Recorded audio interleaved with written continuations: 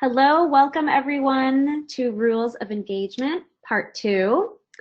I am Liza Kors and I am the CEO and co-founder of Embello. We are an influencer marketing agency dedicated to the home industry. And one of the things I wanted to mention before we get started, because I forgot to mention it on the last webinar, was that we partnered actually with IHA to execute their influencer conference, which takes place the day before the show on March 13th, Friday, March 13th. And if you're an exhibitor listening in, you might have already received your invitation.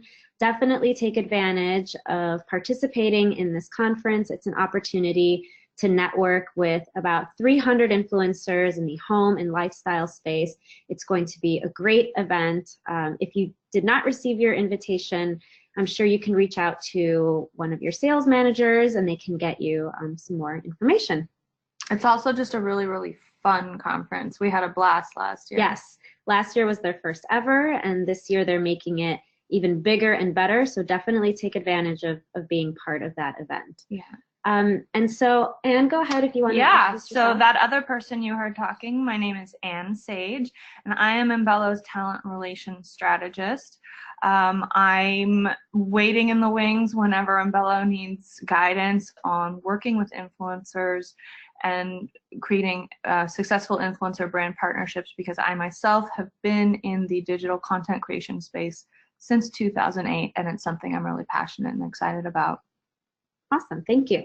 So as we mentioned, this is part 2 of a 3-part series, and if you missed part 1, that is really where we went over just an overview of influencer marketing, what an influencer is, the different types of influencers you can work with, some really awesome key stats about influencer marketing. So if you missed that webinar, don't worry, IHA has you covered. You can go to housewares.org/education/webinars, and you can find that webinar posted there. But for this presentation, we are going to dive deep into your strategy. And so setting a budget for influencer marketing, understanding what an entire campaign workflow looks like, also setting goals and objectives for your influencer marketing strategy, and then diving deep into how to create a winning campaign brief. So juicy. Yes. So let's get started with allocating a budget. Now, there are a few variables that will affect what your budget will look like and what your campaigns will look like. The first one we want to talk about is follower count. It's the most obvious that you'll recognize from the influencers. If they are, and we talked about this last time in the last webinar, there are different types of influencers you can work with. There are mega influencers, macro influencers, micro influencers, and then even nano influencers. So you're going to pay a different fee depending on the tier of influencer that you end up working with. Just to give you some estimates, with a mega influencer who's over 1 million followers, you're going to pay around $10,000 to $15,000 per post. Maybe even more, yeah. Probably even more. Especially if there's a celebrity component which of course at that level they're all celebrities, but for example, I know we heard that, you know, a particularly popular teen influencer charges upwards of $25,000 for a post because there's just that much cachet in being associated with her. Mm-hmm. If you're looking more of the macro influencers, so that's going to be about 100,000 followers to 1 million followers. Now that's a really broad range, but you're looking into the thousands of dollars in working and having them post on your behalf. Micro influencers, probably around the hundreds and maybe even thousands as well. And then nano influencers, everyday sort of people, you can probably get away with free product trade. So those are things to consider.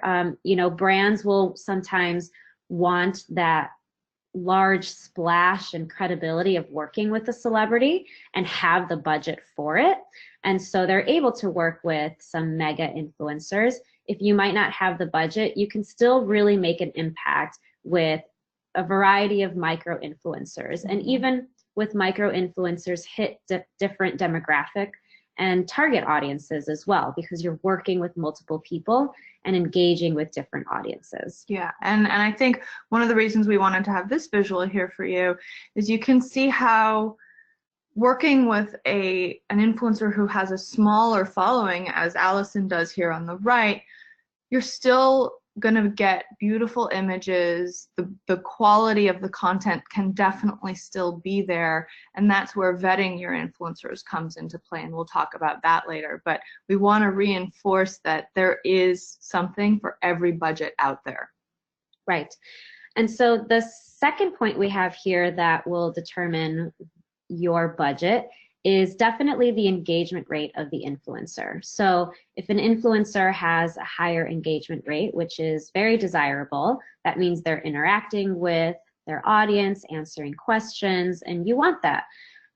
They might charge more for their posts. And that's another example of, well, another way that we showed through this example in images is how Anne clearly has a larger following, and you can see she has more likes and more comments. But when you compare with Allison's follower count and how many comments and likes she's receiving, they're actually very on par on what their engagement rate is. So maybe you can't afford Anne right now, but you can afford someone like Allison and know that you're still going to be getting that similar engagement rate when working with someone like Allison. Yeah, and as we discussed in the last webinar, just to quickly refresh, engagement is essentially the percentage of followers who are interacting with the post. Right, yes. So we do impressions over the actual interactions is what the engagement rate will be. Yeah. So the next point we want to talk about in determining what your budget will be is definitely the assets and deliverables of what your campaign consists of. And so what are you asking of the influencers? Are you asking them for a blog post? Are you asking for one Instagram post or multiple Instagram posts? Are you also asking for additional stories to support those posts? Any swipe up links? Are you asking for Pinterest pins and Facebook posts? Right, any videos? All of those assets are going to determine your budget. And so usually on campaigns that we work with, we do either a series of 1 to 2 posts, maybe 2 to 4 stories with swipe up links, and a blog post, which could be really great for SEO. That's normally what our campaigns consist of, but it really depends on what your goals and objectives are, and we'll get into that in a little bit. And budgets too. Like, for example, right now I'm in the middle of a very small campaign with a boutique scale home decor brand, and they just wanted a few story frames with some swipe up links to products. And that's going to work great for them because it's going to spread some brand awareness and drive some traffic. And so they can do that on a small budget and still get good impact. Yep. So it's taking a look at what's important to you, and then also where your audience is, I think, is also important to consider. Are they on Instagram? Are they on Facebook? Are they on Pinterest? That will also determine the assets and deliverables that you'll be receiving from the campaigns. I just want to say I love that we're using examples from my own work. That makes me feel really happy. I'm like, ooh, this looks good. Who did this? That's why you're the expert. Yeah. So going into social capital, and I know this is something that you're really passionate about, Anne, so I'll let you speak to this. So the phrase social capital is the one that I use and that is common in the industry when thinking about this question of, well, why should brands pay influencers in the first place? And there are many good answers to that question, but they all center for me around this issue of social capital, which boils down to the trust that influencers have spent many months, years, even decades now, building with their followers. And that trust is really what brands are getting access to when they partner with an influencer, because of course the value of working with an influencer is in the loyalty and the authority they have with their followers. The influencer recommends a product, the followers are going to take that seriously. And the way the social capital idea comes into play is an influencer can only be working with so many brands, can only be recommending so many products before it starts to feel like noise for the audience. And audiences are very sensitive, they're very savvy, especially these days. They know when an influencer is being disingenuous, when they're recommending a product that perhaps they wouldn't recommend if they weren't getting paid, etc., etc. And influencers, like anyone else on the planet, this is their job, it's how they earn a living, so they have to be careful about which jobs they take on so that they're both maintaining that trust with their audience and also creating a sustainable, living for themselves. So a brand can pay a premium to access that trust that the influencer has with the audience. And that's why, honestly, when you're vetting your influencers and choosing who to work with, it's in your interest to be working with influencers who are very choosy, very picky about how many brand collaborations they do and the type of brand collaborations they do. Because if you see someone who's got every other post as a sponsored post, or even now around the holidays, I feel like some people, every post is a sponsored post, you can bet that their audience is starting to experience that as noise and filtering it out, and you're not going to be reaching your audience with the message you want to. So what you really need to think about is, what is the price of this access to the trust that I want to be able to tap into between the influencer and the followers? And that's this idea of social capital. It's incredibly valuable, and once it's lost, it's hard to get back. Yep. Great. Very well said. Thank you. And so to speak to what that cost is, of course, it's going to depend on all of the things that we just mentioned regarding the assets and the type of influencer that you're working with. But we wanted to give you a solid number that you can take away, use as a benchmark when you're negotiating with influencers. And so here is a calculation that you can use. And so when working with influencers, you can divide the follower count by 10,000 and multiply that by $150. So an average cost of working with an influencer that has 100,000 followers would be about $1,500 per post. Yeah. And that's Instagram main feed post. Of course, if there are blog posts and stories and Facebook and all of the other platforms, that will increase. But that's a great benchmark to work from. Okay, so now let's get into the entire campaign workflow. And this is our entire process that we use when we execute campaigns. It is a very thorough process. A lot of companies might not have every step, or even other agencies.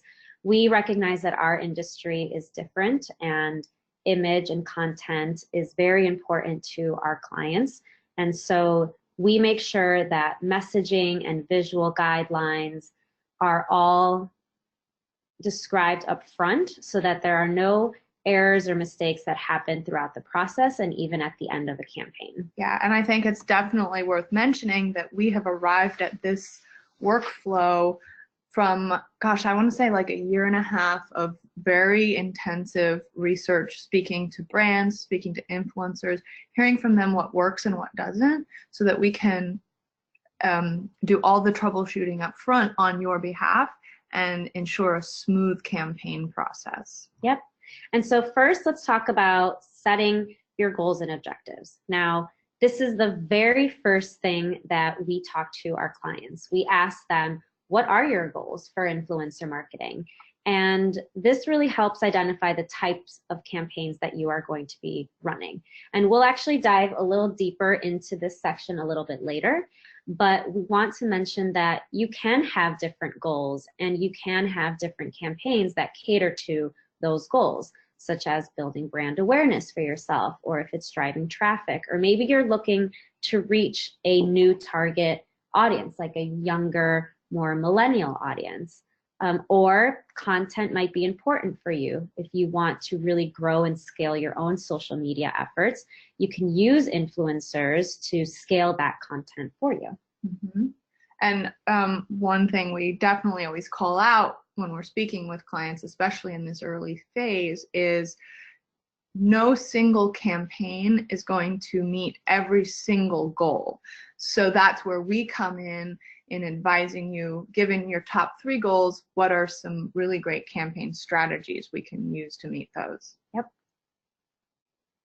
Okay, next up is the campaign brief. Now, the campaign brief is this document. It's the document we use the most throughout our campaigns, and it's essentially what the influencers will use in order to create their content.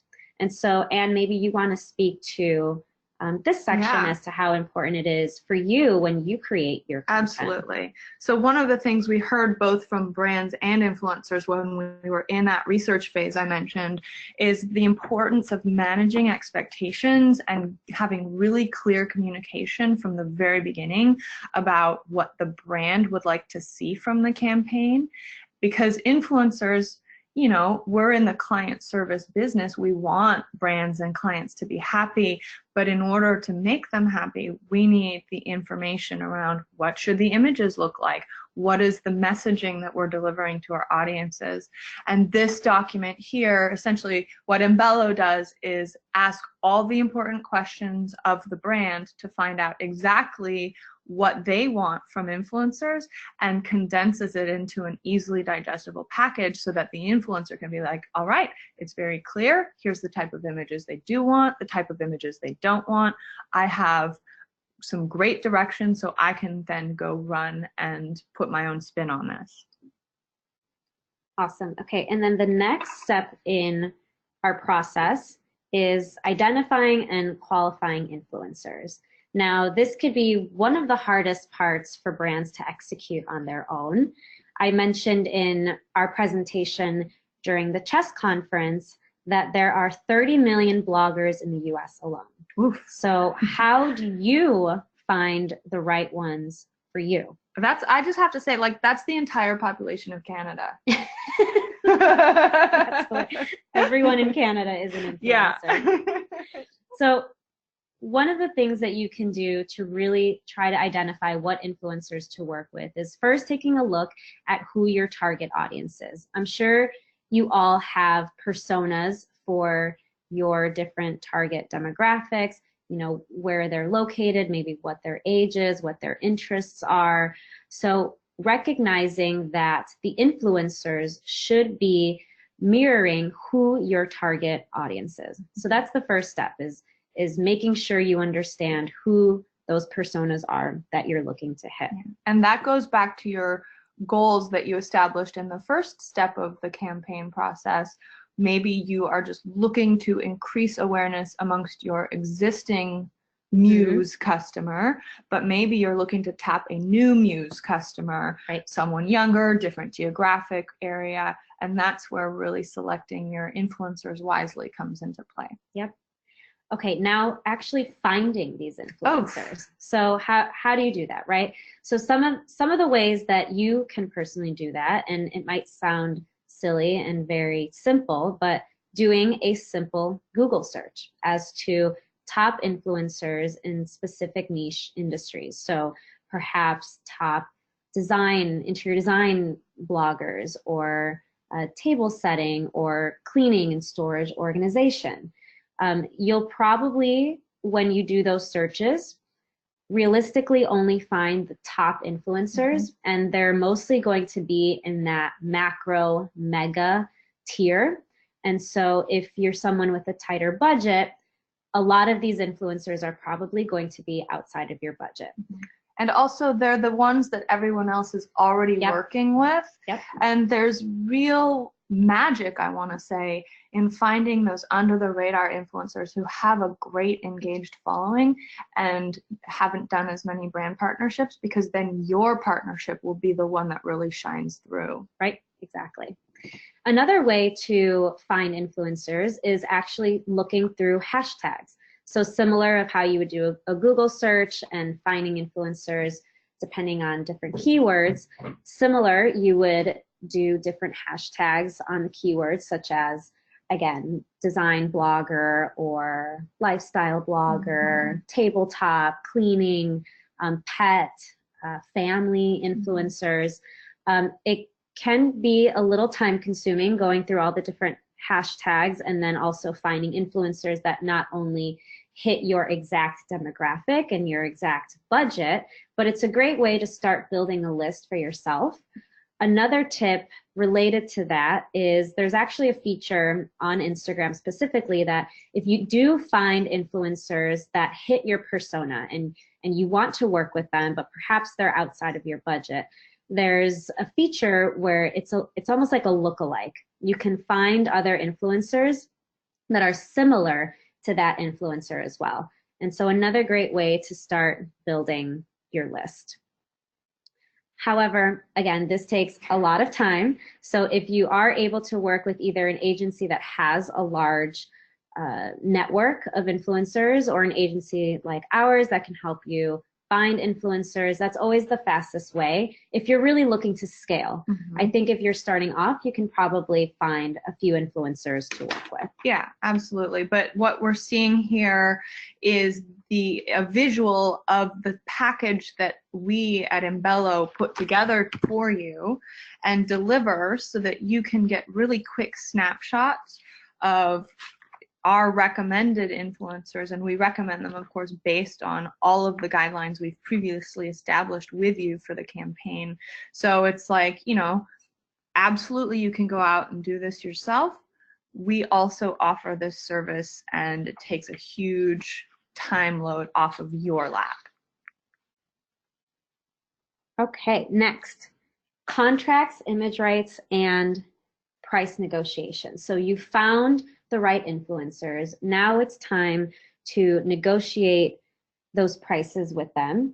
And, you know, some influencers will be flexible with their budgets, and perhaps you can negotiate on less deliverables to meet that budget. Some influencers, it's what you see is what you get, and there's no negotiation with that. So there is some time commitment in negotiating those prices and assets with the influencers.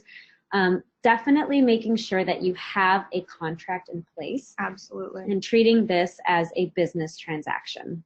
So the contract should clearly state the deliverables that the influencer will be providing, as well as the payment and any additional product that you'll be providing. So it's clearly outlined in the contract. And also timelines are really important to establish. Right. Yep, timelines as well. And within the contract, you will also have a section that relates to image rights.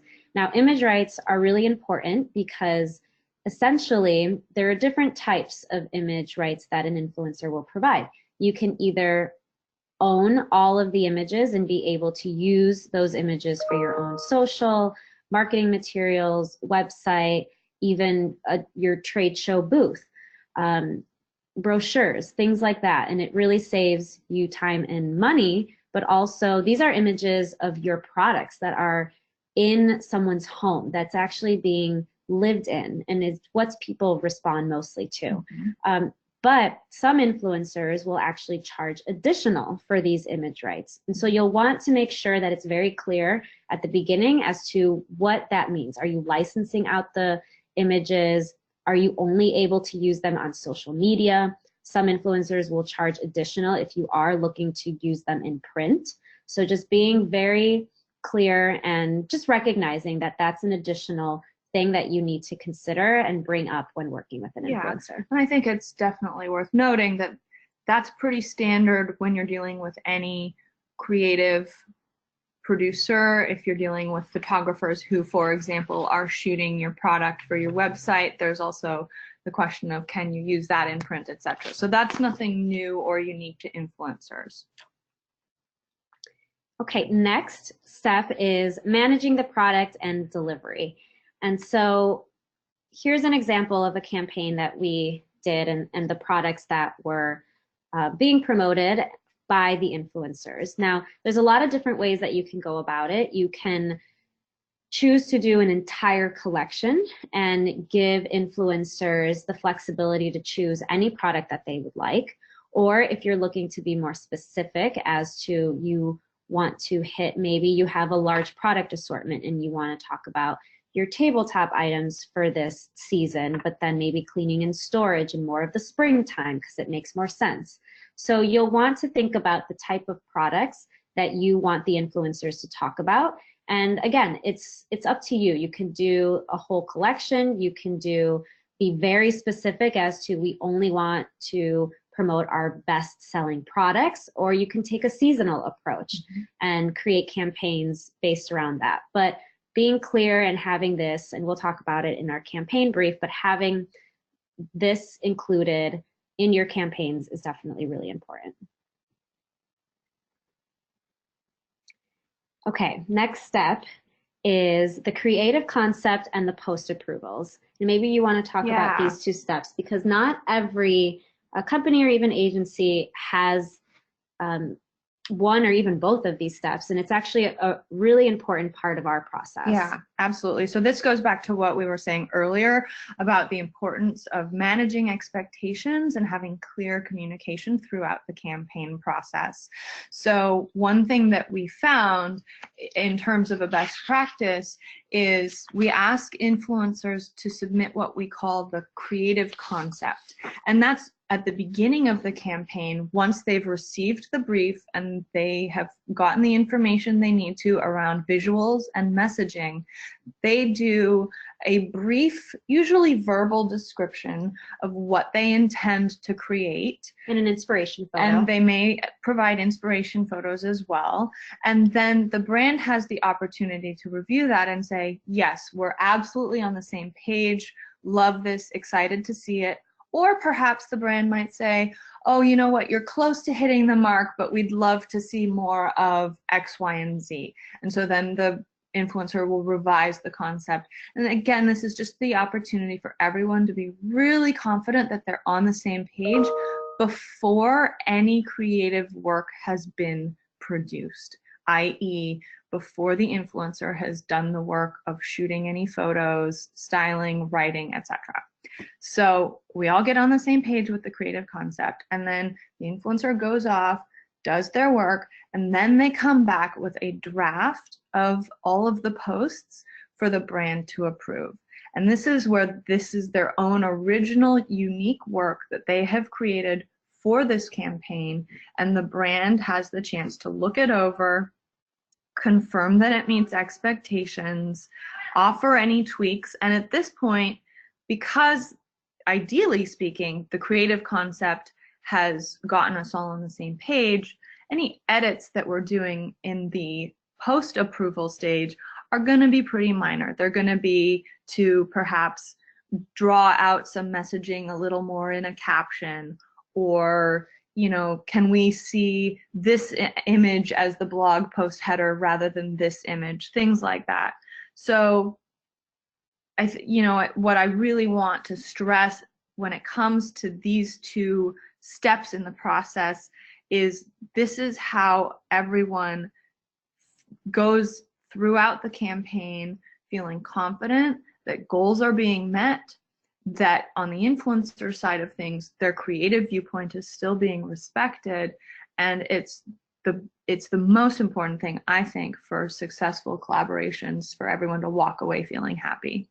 Definitely. I know in a lot of our campaigns that creative concept step was one of the most important things for us to be able to avoid any errors in the future. And it's just that opportunity for you to be able to provide feedback before anything is created. And the last thing anyone wants is for stuff to have to be reshot and completely redone in the blog post stage. Okay, the second to last step is, now that we've gone through the influencers submitting their concepts and their post approvals, they've gone out and created the work. Now it's your turn to actually track these deliverables. And so this is where timelines are definitely really important. And I know timelines can be stretched out depending on just the projects or, you know, what's happening. But it's important to have timelines in order for you to see when are these deliverables actually being posted. And then once they are, making sure that all of the assets that were promised, including, if you could see here in some of the examples, that the tagging is appropriately done, that any hashtags that you incorporated are also included, that the messaging was executed. So this is where you want to track those deliverables, make sure that everything was done the way that it was promised from both the post approval and the creative concept set. Our last and final step, now that we've gone through the entire campaign workflow, is the actual wrap-up reports. And so we usually wait about a week after the deliverables have been posted to pull this content and pull wrap-up reports. But this will include everything, like all of the assets. So how many posts were done, how many stories were done, what were the impressions, what was the reach as a whole, but also on an individual basis as to how each influencer actually performed. How many website clicks were done, what was the engagement rate per each influencer, and how they posted. So this wrap-up report is really important to understand the metrics for the entire campaign as a whole, but also individually, so you can see how each influencer performed. So perhaps you would like to work with one or two of the influencers in the future because they really hit the mark on both being a fan of the brand, being able to communicate your brand. The images were completely on par, and you can see working with them maybe in the future as brand ambassadors. So this report is really important also to make sure that you met your minimum requirements.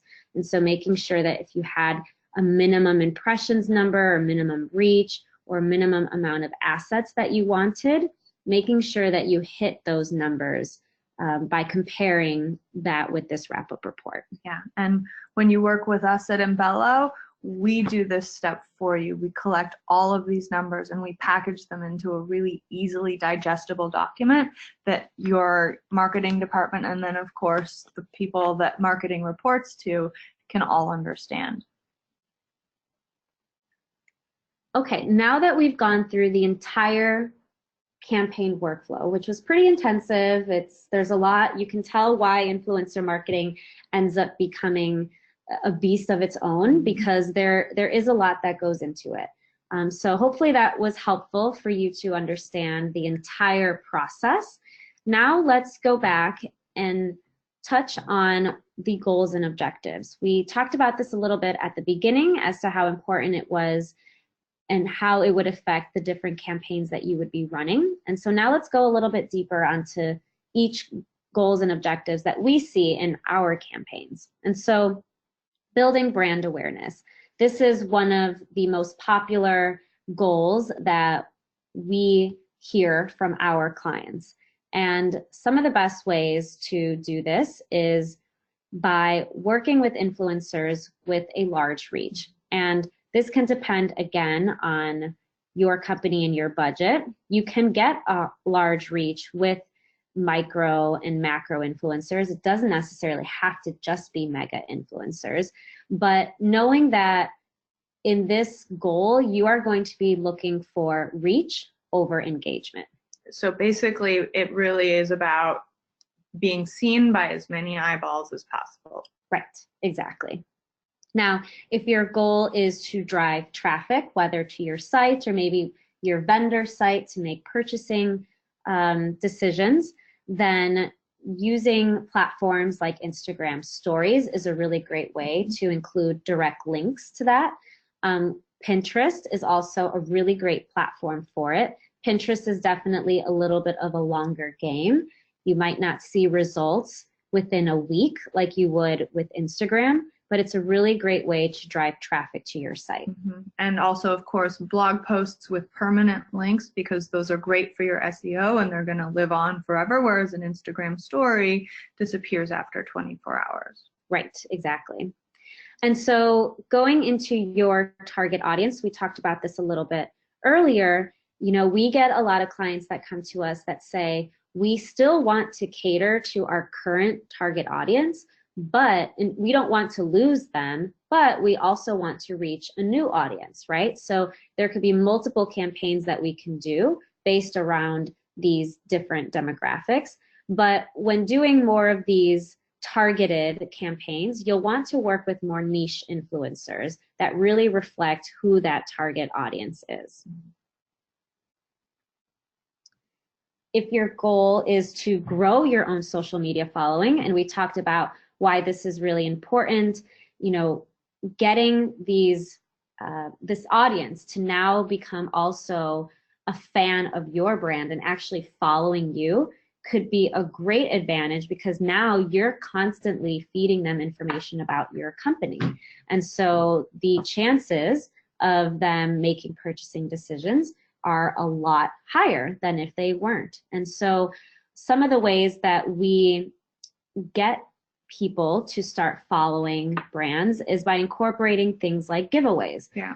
Giveaways is a really great way for people to get engaged, and you can actually get them to take an action. And what that means concretely is the rules for entering the giveaway are, in order to be eligible to win, they have to be following you.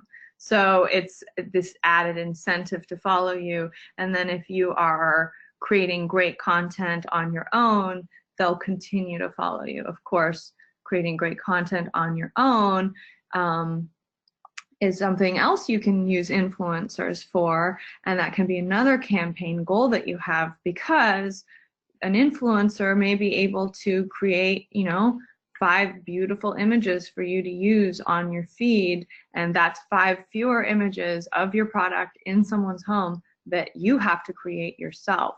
So getting that content from the campaigns is a really, really great opportunity for not only having the content, but this earlier goal of growing your social following with great, brand presence online. Right. And some of our clients will come to us and, perhaps they don't have a large enough budget for getting influencers to post, a series of multiple posts and blog posts and everything, but assets and content is really important to them. So maybe they just do one post, but then in addition to that, they also submit 2, 3, 4, 5 additional images. Since they're already creating that content, they're there, it could be different angles of the product. It could be a different product maybe in general, in a different setting. That way you're getting more assets to, again, use on your own social marketing materials, website, content that really is going to drive a lot of engagement for your own personal marketing initiatives. Yeah, and speaking as an influencer, I love it when a brand comes to me and says, look, we only want you to post once, but we'd love you to send us 4 additional images, because like Liza said, I'm already in there creating that first post. It's no sweat for me to grab a few extra photos. The brand gets to use them. They're happy. I make a little extra on top of my post fee. Everyone walks away feeling like they won. Right. Yep. Okay, so now that we have our goals and objectives set, let's talk about the campaign brief. And so this is, again, the document that influencers are going to use in order to create their content. And we touched on it briefly, but some of the things that it should cover is you definitely want to make sure that your company bio and what the campaign is about is clearly described in the brief, so that the influencers not only know, hopefully they're already a fan of the brand, but definitely having this as part of the campaign brief is helpful in order for them to create their content. Another thing that you might want to add is also about the collection or about a specific product, if there is additional information that you want to include regarding that. Also, in the campaign brief, you'll want to clearly define those deliverables. So what we talked about earlier, whether it's a blog post, posts, stories, you'll want to clearly outline exactly what the influencers will be doing for this campaign. All right, so this one is something that I don't see a ton of brands doing, but when brands actually do take this step in their creative briefs, it's so helpful for everyone in feeling confident that the campaign will go well.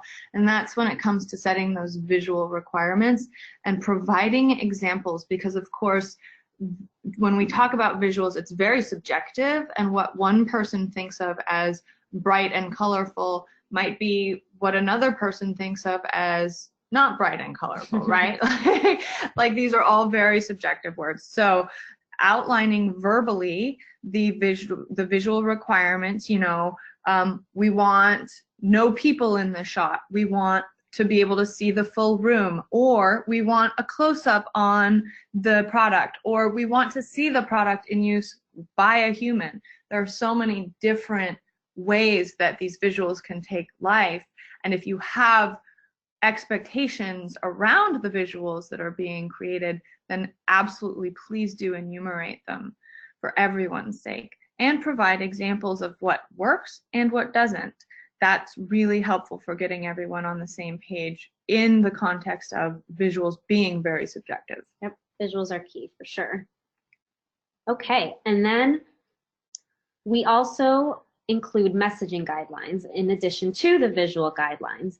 And so the messaging guidelines is again going to be what do you want the influencers to portray about your brand? And so what's important to you? And you're going to want to think about that early on.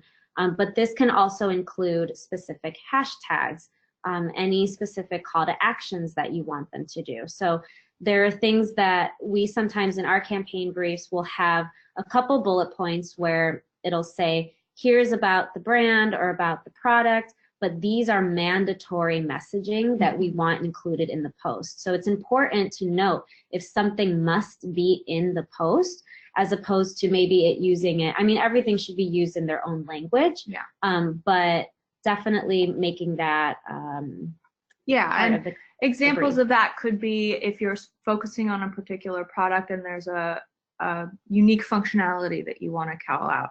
Make sure the influencer knows that they're meant to be speaking to that functional highlight of the product. Right, materials, or if it's made in the US. I mean, there's a lot of different things that a brand really wants to call out. And I think that is what's so wonderful about influencer marketing, is that you are able to communicate that through their messaging and into their audience. Yeah.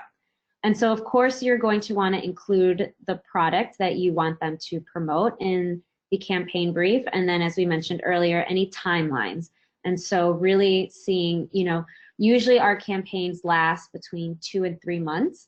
And so knowing that if you want something to go live, say around the holidays, you're going to want to start strategizing and putting together your campaign brief and onboarding influencers at least 2 months before, so that those posts go live at the time that you want it to go live. Yeah, and one thing that we'll add right here is that these questions of messaging guidelines and timelines, the ability to stipulate those in a campaign brief, that's one of the reasons why paying influencers rather than just operating on product trades is to the brand's benefit.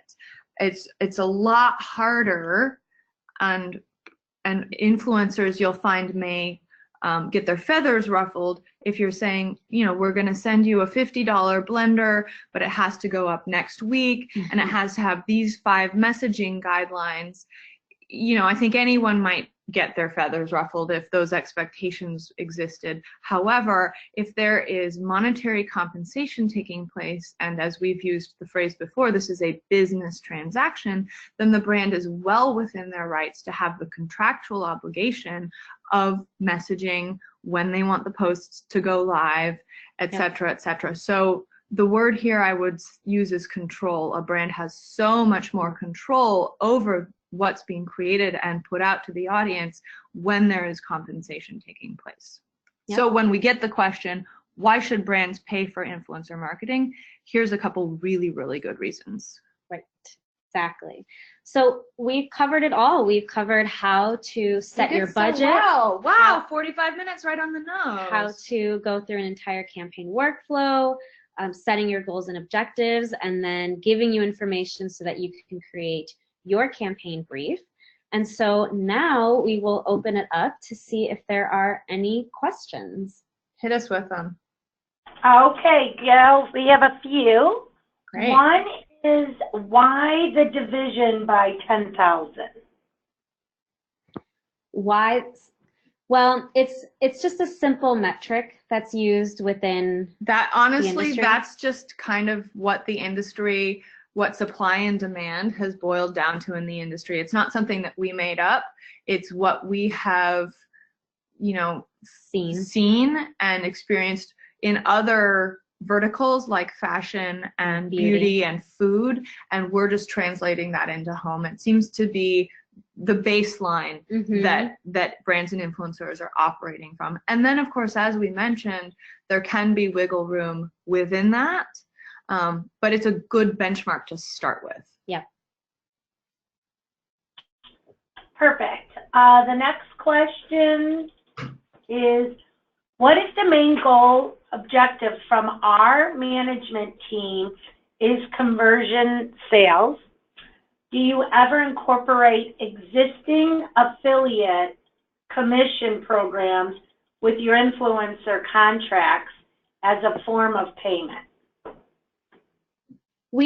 So to answer the question as to if we've ever incorporated affiliate into our campaigns, it's something that we do as an add-on, but it's nothing that we do as a focus to the campaign. And the reason being is a lot of our campaigns are focused around creating content and really being able to drive the message of the brand. And so there's a lot more into the campaign than just having the influencer post, who knows what they're going to say about the product, and then getting a commission for it if perhaps someone down the line clicks on the link. I think it makes it not as personal.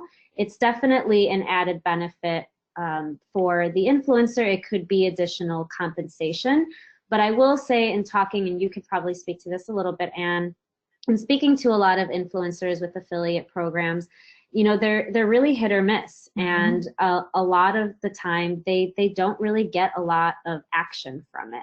And so doing these more targeted campaigns with brands is what actually works better, not only for their business, but also for the success of the campaign with the brand. Yeah, absolutely. As an influencer, when I'm going to the trouble of coming up with a great concept that speaks to a brand's goals and messaging, going out there and styling and shooting and perhaps hiring a photographer to create the content for me, doing so with the potential promise of payment through some affiliate commissions, the incentive just isn't as strong. That said, I'm certainly always happy to use affiliate links in addition to the fees that I am receiving for creating this work. Right, yeah. So I think the answer to that question is yes, but it's always as a add-on and support to the campaign. Yeah, and it goes back to that idea of how much control do you want as a brand, and having a guaranteed fee for the influencer gives you much more control. Okay, great. Back to, here we go. What is considered a good practice when running giveaways on social media? I can speak to that because I've actually done quite a few this holiday season and have had some really great results from them. I think some very basic practices are, again, going back to any campaign best practice, be clear on what your goals are.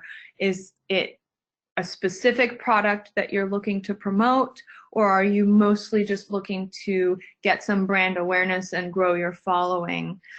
If it is a specific product, then of course it will be that exact product that is in the giveaway. What I tend to offer brands and suggest to brands is that giveaways are best as an open-ended shopping opportunity for the consumer. So, I recently did one with West Elm where the prize was a $500 gift card. And the reason why it's nice to have that broader, more open-ended prize is you're going to get a lot more people entering. More people are interested in a $500 gift card that they can spend on anything they want for their home, rather than that niche subset of people who are interested in a really beautiful knife set, for example. And so in the case where there is product promotion that the brand wants to do, what I'll then say is, let's do the knife set and a $100 gift card on top of that, because what'll start to happen is you'll get people jumping over to your website imagining about how would they spend that extra $100. And so you're automatically driving some additional traffic. So that's a best practice when it comes to setting the prize. I always like to have that little add-on that sparks the entrant's imagination. That's a great tip. Yeah. I think on our end, some of the campaigns that we've run with giveaways that have been successful are when influencers ask the audience to, one, of course, follow the brand, because that's the intention of being able to grow their social media following, but also tagging a friend. I think that's a really great way to not only add engagement, but it has that other person who might not have known what the brand was, and being able to see, oh, what did my friend just tag me to? Who is this brand? And perhaps then they start becoming a fan of yours, and then they follow, and then they enter, and then they tag 10 friends, etc., etc. And then also I always make sure people know they can share the giveaway in their stories for additional entries. So finding other creative ways for people to enter that are going to make that giveaway go viral. And then one thing I'll also add is, often, for example, this West Elm one that I did, I was just happy to be giving my followers a really great prize around the holidays. You didn't actually have to create anything. I shot original content because that's me. Right. And I did like a huge pull of product at the store, and it was a whole big thing, but I'm always the person who goes the extra mile. Right. I will say that some influencers, especially on that more macro or mega scale, they will expect payment, perhaps either their own $500 gift card or their own, if it's the knife set, they might want a knife set in addition to the one they're giving away, or they may treat it like a paid sponsored post. So it really depends, honestly, on the influencer you're working with and what their expectations are. Does that answer? I think that was a pretty meaty answer on giveaways. I hope we covered everything. That was a fun one. Yeah, I love that. Because giveaways are fun. Okay, our next one. We are a small startup brand and use free product, nano influencers, only to this point. I'm thinking of using your process for launching new products via Kickstarter. Do you have any suggestions on approaching a crowdfunding campaign using influencers? That is a very interesting question. That's a tough one. I'll answer that as the influencer. It's very tricky to talk about product that doesn't exist yet. And that's not to say that it's impossible, but I'm probably telling you something you already know. It's challenging to evangelize and get people to evangelize on your behalf when it's the seed of an idea rather than something, that's already in existence. But like nuts and bolts, practicality speaking, the flow of the campaign would be exactly the same. I think that's why we're so proud of the workflow that we've established, is that it's pretty comprehensive in that we would sit down and talk to you about what are your goals. Well, clearly the goals are to drive traffic and to the Kickstarter and to get people taking that action step to contribute to the Kickstarter. And then going from there with the influencers, creating the content, submitting approvals, etc. Yeah, I agree. I mean, I think the entire campaign workflow would work perfectly with what you're trying to do. Yeah. And maybe someone like Anne, wouldn't work with a Kickstarter campaign, but like we said, there are many influencers out there. And if you're working with nano influencers and maybe want to now start working with more micro influencers, there will definitely be micro influencers that want to support, some developing brands and get their name out. And so it just depends on the influencers that you end up finding. But to answer, I think, the question of the workflow, I think the workflow will work the perfectly. Workflow will be identical. And the answer that's come to me as Liza was talking is the part that feels challenging for me as the content creator is I would receive the brief and be like, well, what am I creating content with, right? There's just a page on Kickstarter. But that's also a really fun challenge for me as a creator, is to be like, okay, well, I'm driving traffic to a Kickstarter that has an idea for some new product.